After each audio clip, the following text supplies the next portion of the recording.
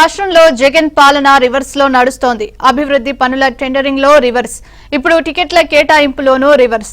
ఇలా సీఎం జగన్ రెడ్డి తీసుకుంటున్న నిర్ణయాలన్నీ గందరగోళంగా ఉన్నాయి. సొంత పార్టీలో అభ్యర్థుల ఎంపికలోనూ ఇదే తంతు కొనసాగుతోంది.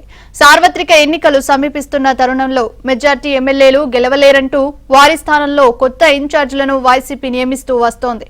నెల రోజులు కాకుండానే రీసర్వే పేరిట వాళ్లు గెలవలేరు అంటూ చెక్ పెట్టి కొత్తగా మరొకరికి అవకాశం ఇస్తున్నారు. దీంతో వైసీపీలో రివర్స్ పాలిటిక్స్ మొదలయ్యాయి.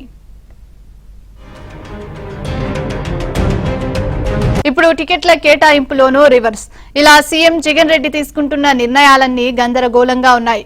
సొంత పార్టీలో అభ్యర్థుల ఎంపికలోనూ ఇదే తంతు కొనసాగుతోంది. సార్వత్రిక ఎన్నికలు సమీపిస్తున్న తరుణంలో మెజార్టీ ఎమ్మెల్యేలు గెలవలేరంటూ వారి స్థానంలో కొత్త ఇన్ఛార్జీలను వైసీపీ నియమిస్తూ వస్తోంది.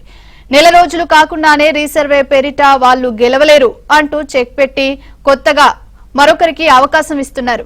దీంతో వైసీపీలో రివర్స్ పాలిటిక్స్ మొదలయ్యాయి.